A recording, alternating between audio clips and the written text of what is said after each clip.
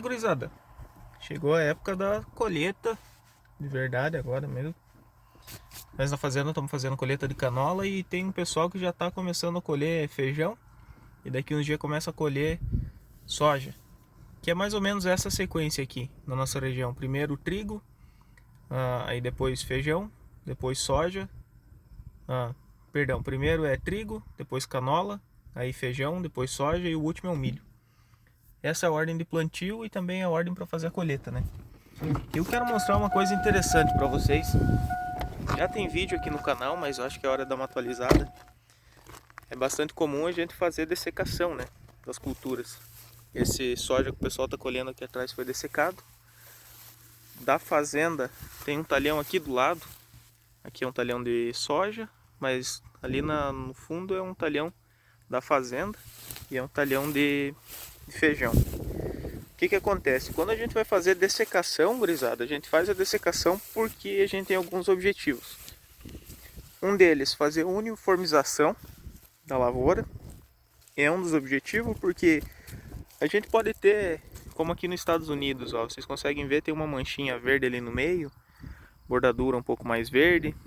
A gente tem que ter uma homogeneização, porque já pensou jogar dentro de um secador, jogar dentro de um silo a cultura desse jeito? A cultura com umas manchas verdes, outras partes seca, vai virar uma bagunça. O pessoal do secador não vai conseguir secar direito. E quando joga para dentro do silo é problema, porque se a gente tiver ponto de umidade dentro do silo, aquilo pode se transformar em ponto de calor, pegar fogo no silo, ou o que normalmente acontece é ter bolor, a parte dentro do silo do produto estragado. Então, primeira coisa, para fazer a homogeneização da lavoura. Esse é um dos pontos que a gente faz a dessecação. Por que a gente faz dessecação? Depois disso, tem situações que a dessecação ela é necessária para finalizar o produto. No Brasil, o ano passado, a gente teve um pouco mais de chuva no centro-oeste, na região que eu estava trabalhando, na verdade. O que aconteceu foi de ter muito soja com talo verde. E aquilo era um problema, como é que vai colher soja com talo verde? A máquina pesa demais, a cultura fica pesada, é ruim de colher, então faz uma dessecação para tentar derreter, fazer secar aquela lavoura. E outro ponto interessante, esse seria o segundo ponto. Primeiro, então, homogeneização da lavoura. Segundo ponto, para fazer essa quando se faz necessário para terminar de matar a cultura, né? E outro ponto interessante que eu acho que é o que é o maior motivador de a gente fazer a dessecação é fazer uma antecipação da colheita. Faz milagre? Não vai adiantar 30 dias a tua colheita, mas 5 dias, 7 dias a gente consegue antecipar para fazer a colheita. Esse eu acredito que seja o ponto mais interessante, o mais importante que a gente tem quando está pensando em fazer dessecação. É óbvio que tudo isso depende do ano. Por exemplo, pega um ano que choveu um pouco mais e a tua terra é manchada, ficou aquelas manchas mais evidentes na lavoura. Depende da condição, na verdade, né? Se a condição da tua lavoura é uma lavoura mais manchada, a tua dessecação vai ser englobando todos esses três aspectos aí, mas principalmente para homogeneizar a lavoura. Se o cara tá querendo fazer safrinha, a condição do ano tá boa, tá numa região favorável, o cara faz uma dessecação para antecipar. Mas acaba que todos os pontos a gente acaba pegando de uma vez só, né, quando tá fazendo a dessecação. Não tem como dessecar só para antecipar sem fazer uma higienização da lavoura, então acaba que a gente pega todos os aspectos de uma mesma forma. E eu parei aqui nessa lavoura de soja que não é da fazenda, não é nossa, para trocar uma ideia com vocês em relação ao ponto de dessecação. Eu quis parar aqui e não numa lavoura verde, justamente porque aqui a gente tem todas as condições. Vocês viram que ali atrás estava bem seco e aqui eu estou numa manchinha um pouco mais verde. Ó, vamos pegar, por exemplo, esse pé aqui.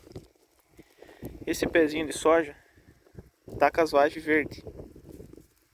Deixa eu tentar abrir uma aqui para vocês verem. Desculpa o vento aí, cruzado, mas chegamos no outono, então essa aqui vai ser a condição para os próximos vídeos. Vamos ver se o celular vai me ajudar a focar.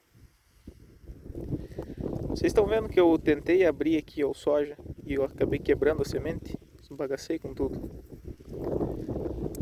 Por que que isso aqui é importante? Ó, vocês estão vendo aquela pelezinha ao entorno da semente? Uma pelezinha mais clara, mais branquiçada. Ela não está soltando da semente. Isso significa que essa semente, ela ainda está com o hilo, que é como se fosse a grosso modo, tá, gurizada? É como se fosse o umbigo da semente. Essa semente ainda está recebendo produto, ela ainda está recebendo alimento, na verdade. Foca aí meu telefone. Ela ainda está recebendo alimento da planta quando isso acontece. A semente ela não está solta, o grão não está solto dentro da vagem. Nesse caso a gente pode fazer dessecação? Cara, é bom que não faça. É bom que não faça dessecação quando mais de 50%, mais de 70% na verdade da tua lavoura estiver nessa condição aqui, ó, não pode fazer.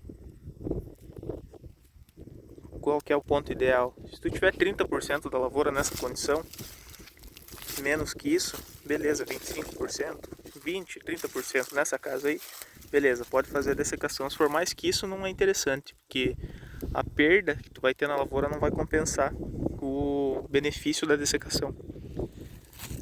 Como eu comentei, não é interessante fazer dessecação nesse tipo de condição, quando a gente tem a semente ainda grudada na vagem, ainda recebendo nutriente e tal, porque essa semente aqui ela está depositando matéria seca ainda.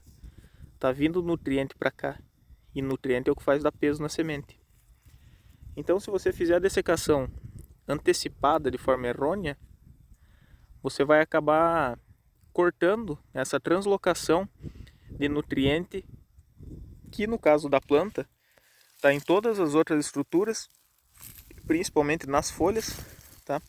Principalmente nas folhas, e está vindo para a vagem, está vindo pro grão. Quando que é uma condição boa de se fazer dessecação?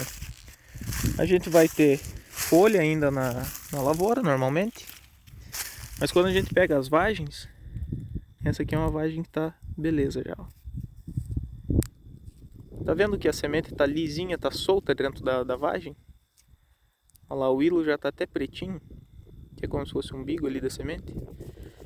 Se tu tiver com mais de 70% da lavoura nesse tipo de condição aqui, ó, cara, pode fazer a dessecação sem medo.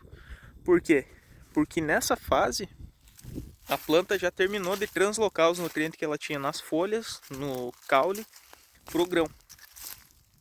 O que faz possibilita essa translocação é a semente ainda está grudada, ainda está em contato com a vagem.